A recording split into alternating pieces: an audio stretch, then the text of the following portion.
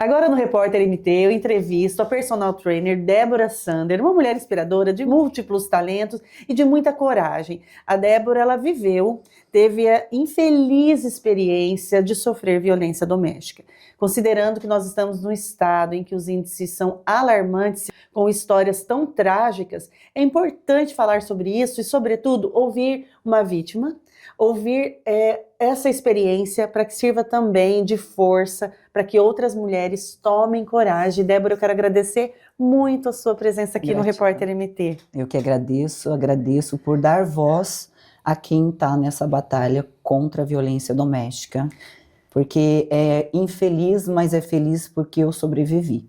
Então, por Deus ter me permitido sobreviver, eu me sinto em dívida com essas mulheres, fazer isso, a gente tentar trazer a justiça. Exatamente, e trazer o seu ponto de vista da história, porque muitas vezes nós jornalistas, nós entrevistamos profissionais do judiciário, né, da Polícia Civil, da Polícia Militar, gestores, trazendo para o diálogo possibilidades de mudança em todas essas ferramentas. E o quanto é importante a gente ouvir de quem percorreu esse circuito, nós vamos contar aqui a história, né? Mas desde esse processo, agressão acontecendo, essa experiência em todos esses espaços, para que a gente possa de fato mudar e que esse índice de Mato Grosso seja alterado, porque Sim. Não é possível a gente morar num estado tão próspero, mas um estado que suas mulheres têm sido mortas violentamente. Exatamente, é o estado que mais se mata, né?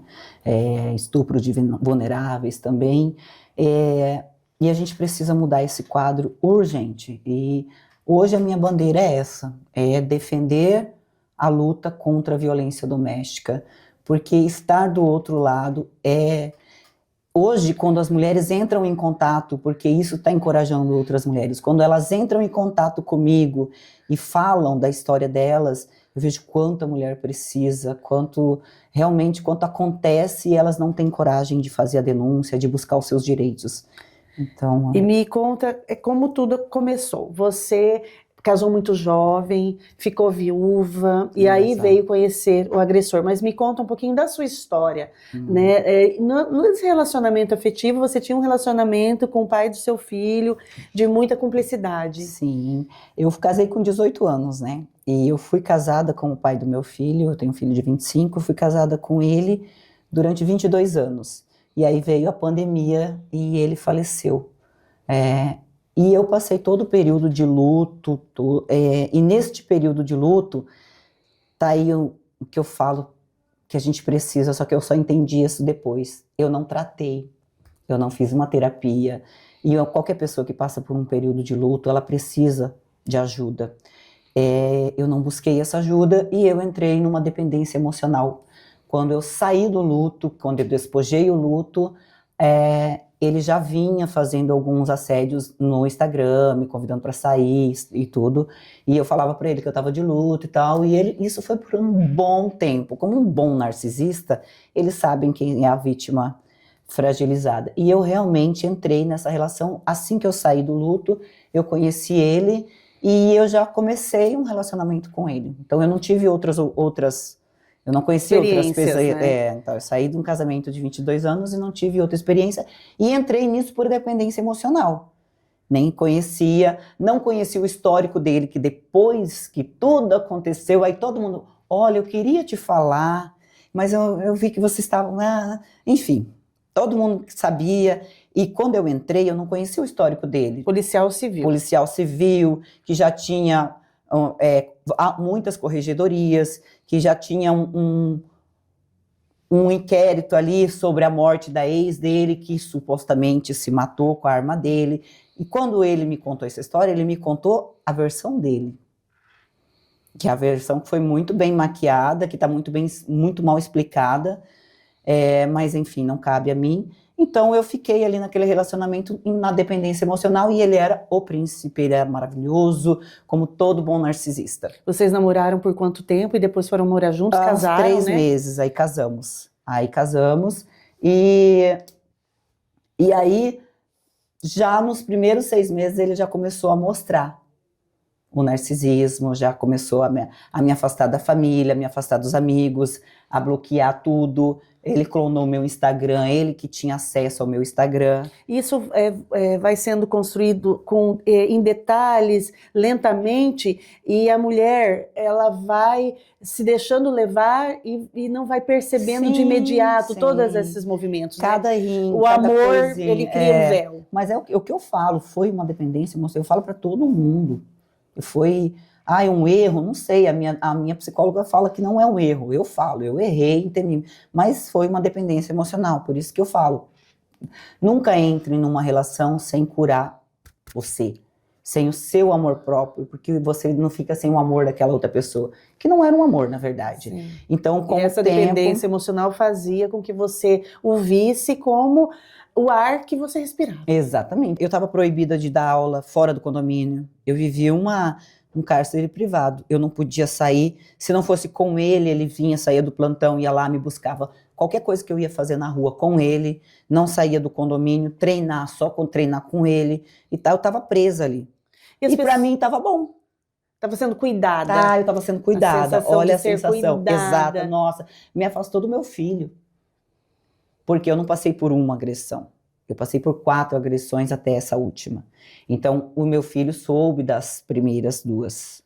E mesmo assim, ele prometia mudar. Agressões físicas já. Físicas, porque as psicológicas já com 6 meses já começaram. Só que eu ainda não estava entendendo tudo desse processo. Não, ele está nervoso. A gente tenta amenizar as coisas, a romantizar aquilo lá. E não é. Quando a gente começa a fazer a terapia, abrir os olhos, você começa a ver, não, eu estou sofrendo uma agressão. Agressão, violência psicológica, moral, patrimonial também. Financeira e o estupro também, que foi a parte onde também coube dentro do meu, onde ele me dopava para fazer as coisas que ele queria. Mas enfim, e para mim, na minha cabeça, estava tudo bom, estava tudo normal, até começarem as coisas ficarem mais difíceis e chegou ao ponto, porque não adianta, eles não mudam. As mulheres que estão ouvindo, que acreditam numa agressão, numa segunda, ou que o cara te maltrata, ou que ele te xinga, né? Eles não vão mudar. Quem vai mudar é você. Você vai mudar a sua postura, você vai sair desse relacionamento. Eles não mudam. Vai ser bonito a primeira semana que ele te prometeu mudar, segunda semana, depois... E a violência só escala. Ela só escala. Eu falo assim, se eu não tivesse feito o que eu fiz, eu acho que uma próxima eu não sairia viva. No dia da última agressão, você acredita que ele pensou que ele tinha tirado a sua vida? Com certeza. Como foi? Porque eu estava na piscina e ele queria que eu subisse, mas eu já estava... Nesse dia eu estava com nojo de ouvir a voz dele, eu não queria falar com ele. E você já tinha, nessa ocasião, dessa última violência, tido consciência de que foi estuprada, de que foi violentada de outras formas anteriormente? Não. Ainda não? Não, até então não, isso eu aprendi depois, que eu vou contar mais pra frente. Eu pensava na agressão física, que eu já não podia mais, que eu já não aguentava. Só que assim, nas outras agressões era assim, se você não voltar, quem vai pagar é o seu filho.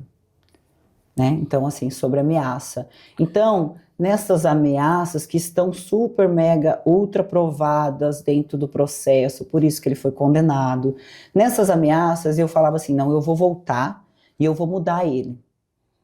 Tanto que eu pensei ainda em ter um filho com ele. Não, eu preciso mudar ele, porque senão meu filho vai pagar pelo meu erro. E agora, né, dando um filho para ele vai amenizar, vai se sentir amado, porque no fundo ele se sente inseguro. Isso é coisa de algum trauma de criança. Olha a cabeça mulher de quem está adoecida. Adoecida, buscando justificativa para o agressor. E graças a Deus eu não tive esse prazer. Naquele dia você estava na piscina. E ele queria que eu subisse, eu falei, eu não vou subir, aí eu fiquei com as minhas alunas do condomínio, lá na piscina, lá embaixo, fiquei enrolando até o último momento, até que o guardinha foi lá e falou pra mim, vamos fechar a piscina. Já era umas 9, umas 7 e pouco, acho que. Aí eu subi. Quando eu subi, ele já me agrediu. Quando eu abri a porta, ele já me agrediu onde foi, aí eu apaguei. Onde aí, ele te machucou, né? Ele te onde tem, esmurrou. aí ele me chutou no chão, porque daí eu tava toda machucada também ali, e eu tava no chão, eu vi ele correndo. Então ele teve a impressão que ele tinha matado mais uma, né?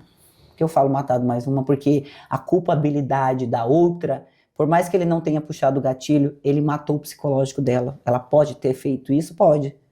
Mas ele tem a culpa de ter feito isso com ela, o psicológico dessa menina que não suportou. Enfim, por isso que eu considero ele um segundo que ele saiu correndo, e aí foi quando a mesma forma da outra, né? Se escondendo lá embaixo até a polícia chegar. E quem pra chamou a montar, polícia? eu chamei a polícia. Só que olha a besteira, não é besteira. Um mês antes eu tinha sofrido agressão, e foi ali onde eu falei pra delegada, que era a chefe dele, da delegacia onde ele era lotado, e eu falei que eu estava sendo agredida, e ela falou pra mim: Débora, se isso acontecer, você me avisa na hora que eu vou mandar uma equipe pra prender ele. Beleza, e isso foi na festa junina da delegacia. Um mês depois isso aconteceu o fato. E quando eu acordei, eu estava tão lesada que eu não conseguia lembrar o número da polícia. Eu não conseguia lembrar o número da PM. Mas eu lembrei, e vinha essa fala dela: liga para mim que eu vou mandar prender ele na hora. Foi o que eu fiz. Eu entrei em contato, na verdade eu mandei um WhatsApp, era um sábado à noite, mandei a foto toda machucada, ela falou: tô mandando uma equipe agora para prender ele. A equipe veio. Só que a equipe fez a mesma coisa que a equipe fez no outro caso dele. Foram lá, tiraram ele do flagrante, Prevaricação. levaram ele bonitinho, levaram roupa para ele, não quiseram me levar na delegacia, voltaram lá para falar: Débora, vocês estão nervosas, amanhã vocês conversam, já estou com ele, já estamos com ele. Na minha ideia ele estava preso, mas não, ele tinha ido, saiu, as câmeras mostram eles no elevador, que tudo isso está no inquérito, né, no processo. Você juntou tudo no processo? Mostrou, eles saíram, tudo amiguinho, eles saindo no banco da frente da viatura, onde eles foram levar ele, levaram roupa para ele, voltaram para me coagir, não prestaram socorro, enfim. Aí quando eu vi que o cara ia ficar nessa de, não, amanhã vocês conversam, não, eu falava: gente, ele saiu daqui falando que vai matar meu filho, não, a gente tá com ele, tá tudo bem. Aí eu percebi que tinha alguma coisa errada, eu falei: é verdade, eu vou dormir, eu tô nervosa, passei o dia todo aqui, eu me fingi de louca. E esperei 1 hora, liguei na portaria, falei: olha, tem mais alguém? Não, não tem.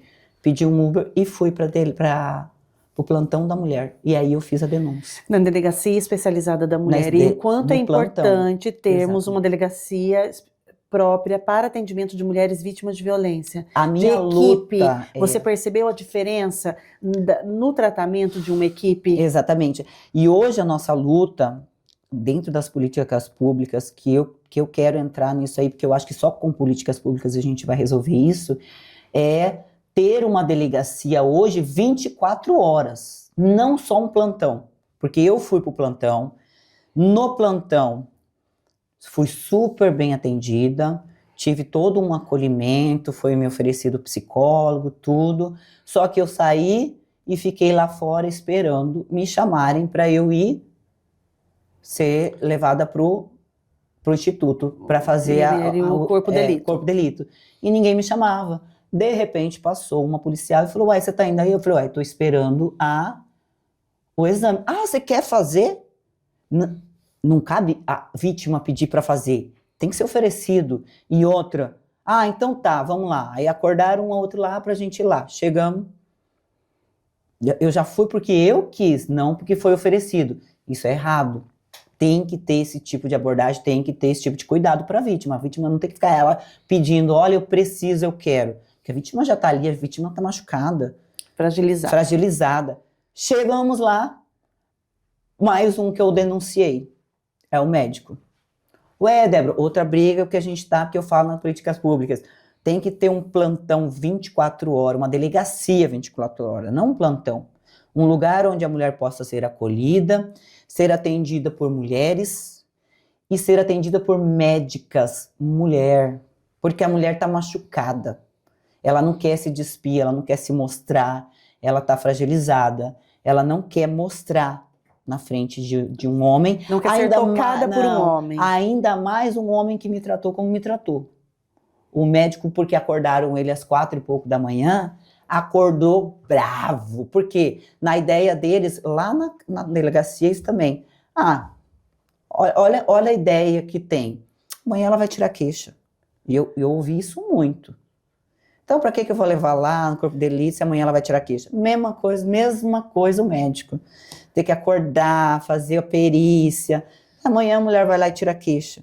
Então, tem muito esse tipo de julgamento. Eu cheguei lá, o cara me tratou como se eu perguntei para ele, o senhor vai me bater também? Só falta isso.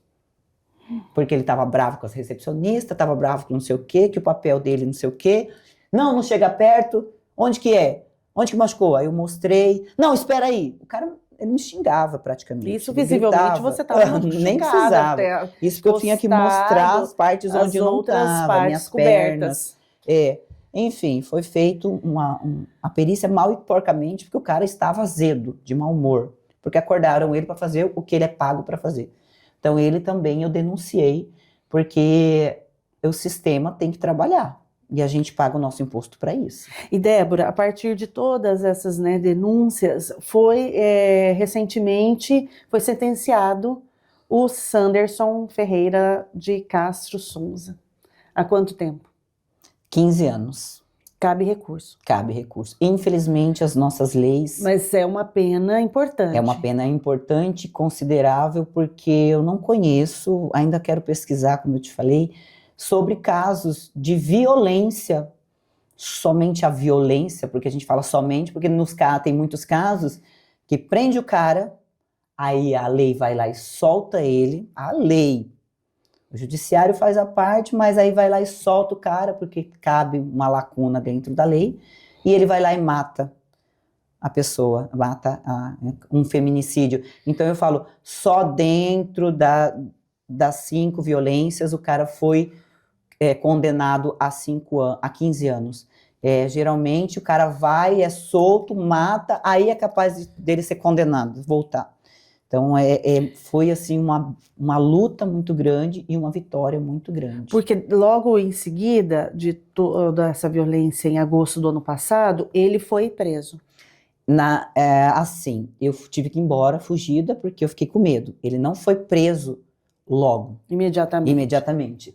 E esta mesma delegada que eu liguei, que eu mandei o WhatsApp, que mandou a equipe lá, isso foi no sábado, na segunda-feira eu entrei em contato com ela e perguntei para ela o que ia acontecer, o que estava acontecendo, porque saiu a minha medida protetiva, mas a juíza de plantão, que não era da vara da violência doméstica, diferente de outro tratamento que é a vara da violência doméstica, que realmente ampara as mulheres, não tirou a arma dele.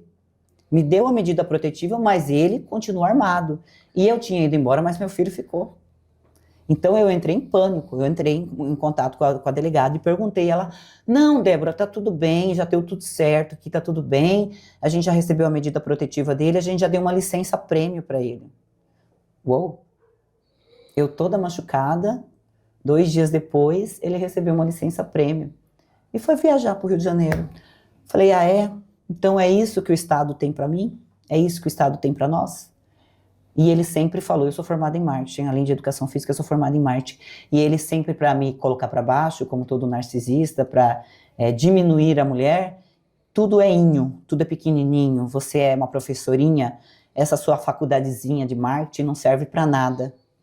Então, beleza, então eu vou mostrar que a minha faculdadezinha de marketing, que a primeira lei do marketing é você não precisa conhecer, mas você tem que conhecer quem conhece. Eu vou usar a primeira lei do marketing para botar esse vagabundo na cadeia. E aí, o que eu fiz? Eu não conhecia a primeira-dama, eu não conhecia a Janaína Riva, que me ajudou pra caramba, a deputada Gisela, eu não conhecia os desembargadores, os juízes, eu não conhecia a mídia, eu não conhecia vocês. Mas eu conhecia uma repórter, e eu falei, é aí que eu vou. Só mandei e ela fez a primeira matéria. Falei, pois dessa primeira matéria, pois agora eu vou ter que dar minha cara a tapa. Eu vou ter que buscar justiça, e foi onde a mídia hoje está sendo mais importante. Hoje a mídia e a opinião pública prende mais do que as leis, porque a polícia prende, a lei vai lá e solta. Então, eu tive que colocar o meu rosto exposto, os meus machucados, eu tive que contar, colocar o boletim de ocorrência para contar para todo mundo nas redes sociais, para buscar justiça. Foi aonde todos os jornais começaram a pedir, fazer entrevista, e eu fui fazendo de um por um as entrevistas mostrando que um funcionário público tinha feito, estava curtindo licença-prêmio com o nosso dinheiro e não tinha sido feito nada. Foi toda uma comoção popular mas em eu torno do tive que aconteceu. Eu tive que Se expor. me expor. Senão ia ser só mais um caso, só uma licença-prêmio, e se ele voltasse, ele ia estar armado, ia estar com a mesma coisa. E não ia acontecer Débora, nada. quando você se expôs, né, publicou as fotos, né, agredida, a mídia também, os sites de notícia, você se posicionou nas suas redes sociais, você recebeu o apoio da sociedade, o apoio das mulheres, ou você ainda percebeu que a gente ainda precisa mudar muito a maneira de pensar? Nossa, demais. Eu recebi muito apoio da mídia, de mulheres, de pessoas importantes, mas eu passei pelo tribunal da internet. Eu passei por julgamentos de tipo mulher falando para mim, nossa, você deve ter feito uma coisa muito feia para ter merecido apanhar desse jeito. Então essa cultura do patriarcado, do machismo, está intrínseco até nas mulheres. E a gente precisa mudar essa sociedade. Esse ego machista, porque esses homens, esses feminicídios, essa violência, acontece pelo ego machista. Ah, se você não for minha, você não vai ser mais ninguém. O cara, ele não sabe mais receber um não. E a gente precisa mudar isso com os nossos meninos, as nossas crianças, a educação. Quando você diz, né, essa mudança, a sua história, ela começa a inspirar outras mulheres na luta, para se somar a essa luta, porque algumas mulheres não têm essa experiência, mas independente de não viver essa experiência, elas podem sim se somar a essa luta. Você Sim. também percebeu, por outro lado, isso, de mulheres mais atentas? Nossa, o que depois de expor, eu já tive muitas, mas muitas, eu não acreditei, assim, eu não acredito tanto de mulher que é agredida e o tanto de mulher que me procura. Procura, para contar a história delas. Contar a história. E que ficam em silêncio. Eu já tive 3 que eu ajudei que tá com tornozeleira eletrônica. Antes de ontem, um tirou a tornozeleira, nós entramos de novo, já tá com a tornozeleira de novo. Então, assim, só que, respondendo aquela pergunta lá atrás, você tinha ideia do que aquilo lá era, para mim, era normal o estupro. Para mim era minha obrigação como esposa, a violência patrimonial, a violência financeira, a violência emocional. Então, assim, depois que dentro da delegacia, na minha segunda oitiva, eles foram me perguntando e me ensinando, falando, não, mas isso aqui é isso. Eu ia contando o que aconteceu, mas aí a doutora Judá, maravilhosa, que é a delegada da mulher, da Delegacia da Mulher, especializada da mulher, ela falou, não, mas isso aqui é violência. Isso aqui, tudo que eu ia contando, mas isso aqui é violência, Débora. Isso aqui que você sofreu. Ela foi me apontando. Então, hoje eu tenho experiência porque eu aprendi o que é violência. O que é a violência. Então, hoje eu sei quais são as 5 violências domésticas que estão dentro da Lei Maria da Penha. Entre tantas dores, o que ainda é mais, o que mais sangra em você? Para mim, ainda sangra e assim, me dá crises de ansiedade, é ler as notícias que saem todo dia. Mês passado foram 10 feminicídios no estado do Mato Grosso. E a gente tentando mudar esse quadro, isso dói muito.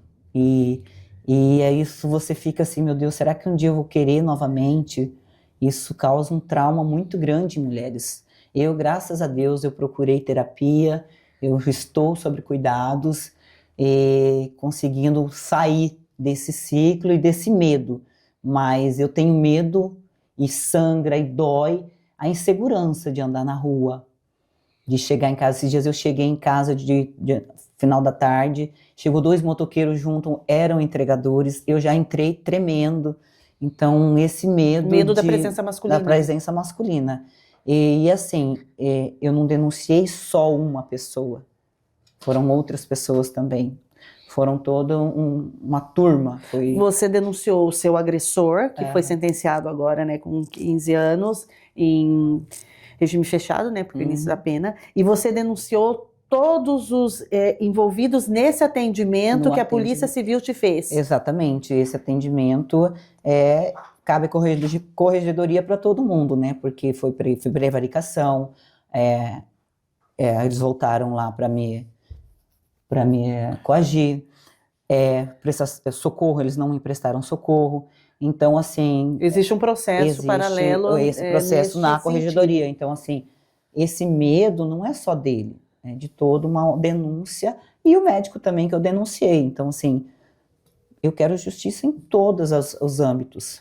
E, Débora, o que é mais falho? Se você pudesse, como você comentou, né, que a política pública hoje te chama atenção, algo que não fazia parte das suas prioridades. Nossa, nem... Né, hoje você olha para as políticas públicas, o que falta quando a gente pensa no estado de Mato Grosso, qual assim, a lacuna que ainda precisa ser preenchida, porque a questão de lei, ela passa pelo Congresso, né, tem toda uma estruturação, mas no que é alcançável dentro do estado de Mato Grosso, que você acredita que existe essa lacuna que precisa ser observada e que a gente pode mudar?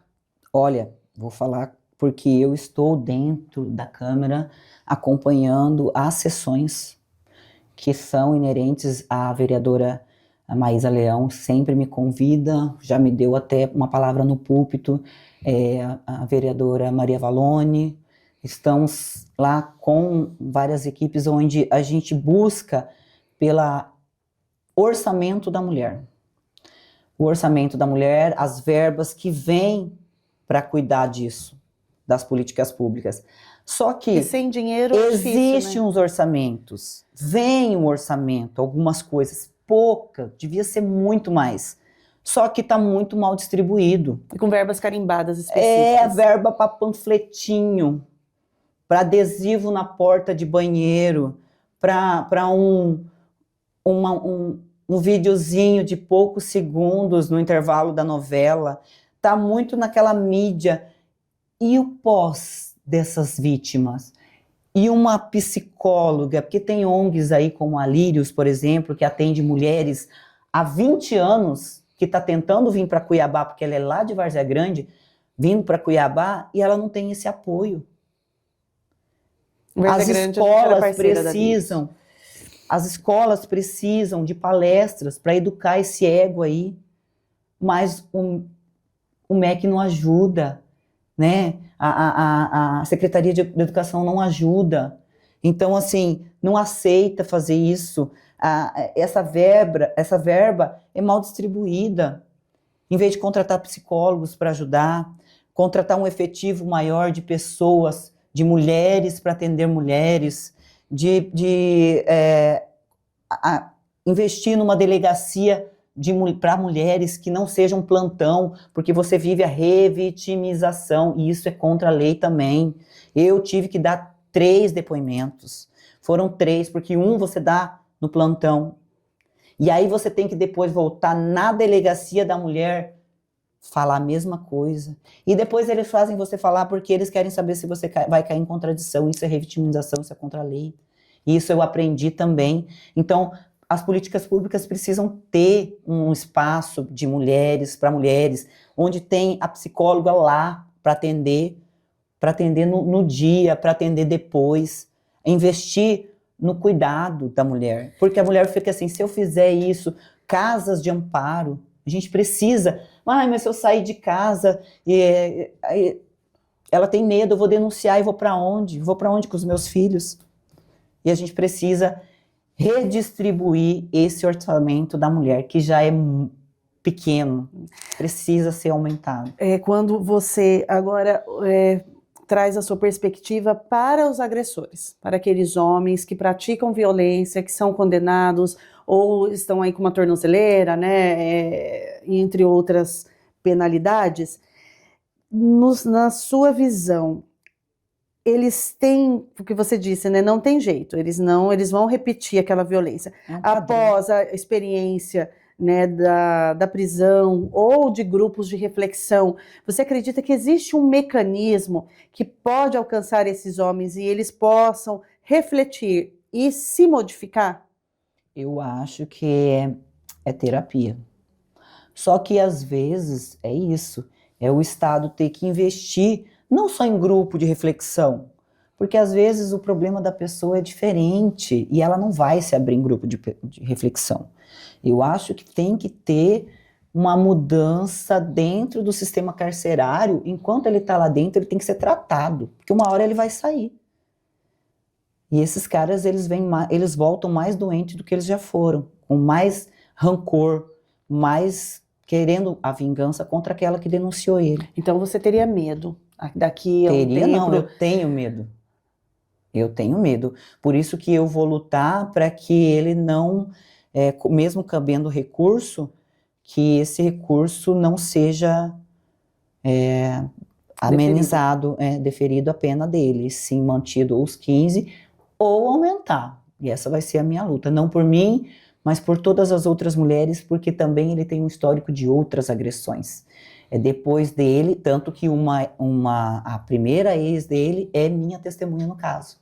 Ela foi a testemunha, uma das testemunhas, e aí eu tenho mais outras duas que vieram me procurar, que passaram por... Então, assim, se ele sair e não for tratado, o padrão dele vai continuar, o padrão de todos vão continuar. O ciclo vai recomeçar, só vai mudar a vítima. Hoje, quando você pensa nele, né, qual o sentimento que vem, Débora? Eu tenho pena. Eu tenho pena do que ele se tornou. Porque eu vou buscar o meu crescimento, a minha cura, e eu sinto pena. É o único sentimento que eu posso ter para uma pessoa dessa, porque tem gente que fala assim, mas olha só, ela colocou o ex dela na cadeia. Não, eu não coloquei ele na cadeia. Quem colocou foi ele mesmo, ele se colocou. Então, uma pessoa dessa, ela é só digna de pena. E chega a ser até didático, né, para outros homens, para que eles vejam que existe sim punição para homens que agridem mulheres. Sim. E as mulheres precisam estar cada vez mais fortalecidas e precisam ter essa rede de apoio. Sim. Hoje a gente tem em Mato Grosso rede de apoios importantes do grupo mesmo que a gente faz parte do coletivo Mulheres Até Quando. Mulheres Até Quando é muito forte, né? Que existem ali mulheres que trabalham e lutam e diariamente pelas outras, pelo enfrentamento de violência, ali formado por operadoras do direito, por jornalistas, por personal trainer, por políticas, por vereadoras, por juízas, desembargadoras, promotoras, defensoras públicas, enfim, empresárias, mulheres que trazem isso como compromisso com a vida. Porque, Débora, você tem um filho, que você disse, né, de 25 anos, né? Quando uma mulher ela é violentada, toda uma família é machucada. Sim. O seu filho também ficou com resultados dessa agressão. Ele também hoje faz terapia porque o estado dele também era... Ele chegou a reprovar, ele faz faculdade de agronomia na UFMT, ele chegou a reprovar em 4 matérias, ele não tinha mais psicológico nem para estudar. Então toda a família sofre, imagina essas que são mortas, onde ficam os filhos, onde fica a família, essa sensação de impunidade. Então o estado do Mato Grosso, ele está nessa crescente de feminicídio, mas também essa sentença, ela mostra que nós também estamos lutando neste grupo de mulheres, o Até Quando, o grupo do movimento, que são o pessoal do Conexão também. Conecta, porque a gente está nessa luta para ensinar as mulheres os seus direitos e para uma rede de apoio e para mostrar agora, por isso que eu faço questão de mostrar para todo mundo essa condenação de 15 anos, para que as mulheres tenham coragem de denunciar, para que se ela não denunciar, o próximo passo vai ser a morte, e a gente precisa parar com isso. O estado de Mato Grosso hoje, eu imagino que é porque dentro das políticas públicas também, dentro das políticas, estão crescendo o número de mulheres, e mulheres estão defendendo as mulheres, porque existe essa empatia de mulheres defender mulheres, então são políticas que estão aumentando e criando alguns pacotes aí, mulheres que estão lutando como nós no Até Quando, vamos lutar por mulheres que sofrem violência doméstica. Débora, eu quero agradecer a sua presença, a sua generosidade em contar a sua história. Eu que agradeço. Né, você é uma profissional do marketing, mas quando a gente conta a própria história, é muito mais desafiador. Nossa Fácil Senhora. é contar a história do Dos outro, outros, quando a é. gente chega e ainda mais uma situação de fragilidade, porque exige muita coragem. Muita Não foi coragem, fácil. porque você enfrenta o julgamento, como você disse, Nossa. você enfrentou o julgamento das pessoas. Então, eu quero te agradecer demais Eu de que estar aqui agradeço, comigo, eu agradeço. dizer que aqui o Repórter MT está sempre de portas abertas, porque não basta ser, igual tem aquela questão, né? Não basta não ser racista. Tem que ser antirracista. Antirracista. E eu trago isso também para a questão do movimento pelo enfrentamento à violência. Exato. Não basta não compactuar com a violência, tem que lutar pelo fim da violência. Então eu deixo a câmera aberta para as suas considerações, para mensagem para mulheres que muitas vezes estão assistindo esta entrevista e estão passando por situação de violência, e também para aquelas que não vivem isso, mas poderiam fazer parte dessa luta. Exatamente, até porque é lei. Você, às vezes, denunciar pela sua amiga. Hoje, você não é obrigado, mas a lei te ampara. Se você sabe que tem uma mulher sofrendo violência, você tem direitos de ir lá e denunciar. Você não precisa ser... A família pode denunciar, você não precisa ser a mulher. Sim, o síndico do prédio. Síndico, alguém que está vendo pode fazer. Então, isso também eu aprendi. Então, não só não cometer a violência, sim lutar contra ela.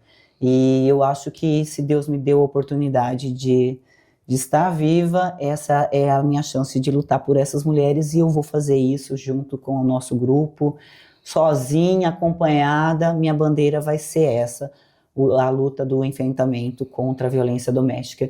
E eu quero te agradecer por dar voz a essa luta e convidar vocês a entrar no meu canal, no meu podcast, onde a gente faz isso que você faz também, dar voz a mulheres, a pessoas que vão lá falar um pouco, contar suas histórias sobre o enfrentamento, e também um pouco de cada assunto para também não ficar tão pesado, né? Gostaria muito de agradecer pelo espaço e dizer para mulheres: vocês não estão sozinhas, aqui fora existe um grupo. Tentem conhecer um pouco sobre o direito de vocês, a Lei Maria da Penha. Você que tem medo, que sente medo, procura. Você está passando por isso, você que não está passando, procura entender um pouco sobre os seus direitos como mulher, e que juntas a gente é mais forte. Então nós somos mais fortes e vamos estar unidas contra essa luta. Aqui no entrevista, né, no início da entrevista, eu conversei um pouquinho com a Débora sobre mesmo a profissão dela, porque ela é personal, me disse que acorda 4 da manhã, chegou na academia, a aluna não foi, me abandonaram. Abandonaram, e ela começou a nos orientar, eu e o nosso editor, da importância da atividade física, no fortalecimento dessa mulher, até da autoestima e da coragem, porque aí eu fiz essa conexão, porque você disse que a maneira de fortalecer estimular hormônios que vão agir contra o cortisol, e eu quero que você conte, deixa essa dica para quem está nos assistindo, mesmo parece que não tem nada a ver com o assunto, mas tem tudo a ver com o assunto, porque a gente mais fortalecida, né? Emocionalmente, a gente fica mais corajosa. Exatamente. Então conta quais são as 3 maneiras de alimentar esses hormônios que combatem o cortisol, e qual a sua dica? Eu brinquei com eles aqui, porque eu falei, né, tava conversando aqui, que eu falei como personal, eu sempre falo para os meus alunos que existe 3 formas de eliminar o cortisol, porque o cortisol é o hormônio do estresse, da ansiedade, da depressão. E existe como, para você eliminar esse cortisol, diminuir ele, você precisa liberar os hormônios do prazer, que é a dopamina, a serotonina. E para você fazer isso, você tem 3 formas, que é comer, mas aí a gente come e vira aquele bucho, né? Depois fica arrependido. E aí fica aí, enche de aí ele açúcar, ele libera dopamina, que a gente chama de dopamina barata. É rápido, é um prazer momentâneo. Daqui a pouco você está com vontade de comer de novo. O sexo, mas você não vai praticar isso todos os dias, toda hora, né? E consegue, tem gente que consegue. Ou atividade física, e essa só depende de você. Essa é a dopamina cara. Porque quando você vai lá, você não quer ir. Você não quer estar lá, você fica cansado. O nosso cameraman falou que ele não tem esse prazer. Porque... Eu vou lá, dou uma volta lá dentro e saio. E tem gente que fala assim, é bom para memória. Eu esqueci até que dia que é hoje. Eu sempre brinco. Eu esqueço quantas séries eu já fiz. Mas é porque elimina o cortisol. Então, assim, é uma forma de estar fazendo atividade. E eu convido, aproveitando que a gente está fazendo isso, depois disso, eu me coloquei e eu fiz uma promessa que eu ajudaria mulheres a recuperar a autoestima. Então, eu tenho 2 projetos, eu só não tinha contado aqui para você. Eu tenho 2 projetos sociais gratuitos para mulheres recuperar a autoestima. Nos meus dias de folga. Agora eu estou vendo com o pessoal da Secretaria da Mulher para ver a data certinho, que é o de autodefesa, defesa pessoal, que vai ser lá no BOP. Eu já fiz uma edição, tem no meu Instagram. E esse eu não preciso, esse eu estou fazendo sozinha. Para corridas na UFMT, todo domingo às 7 horas da manhã. Todas as mulheres estão convidadas, que a prof vai estar lá. Aula gratuita para a gente fazer uma corridinha, começar o domingo, perdendo calorias e produzindo serotonina. É coisa boa, acho que eu vou lá, vou gratuito, aparecer. 0800, não precisa se inscrever, é só chegar lá. Nós vamos estar lá com a nossa equipe. E esse é para a autoestima das mulheres, tanto as que são assistidas aí, pela lei, tanto as vítimas quanto as mulheres da sociedade que querem ir lá, querem se cuidar. Com autoestima fortalecida, a gente fica muito mais corajosa. Muito, exatamente. E muito mais feliz. O psicológico da gente muda totalmente. Débora Sander, minha entrevistada de hoje, muito obrigada. Eu que agradeço. Obrigada, viu?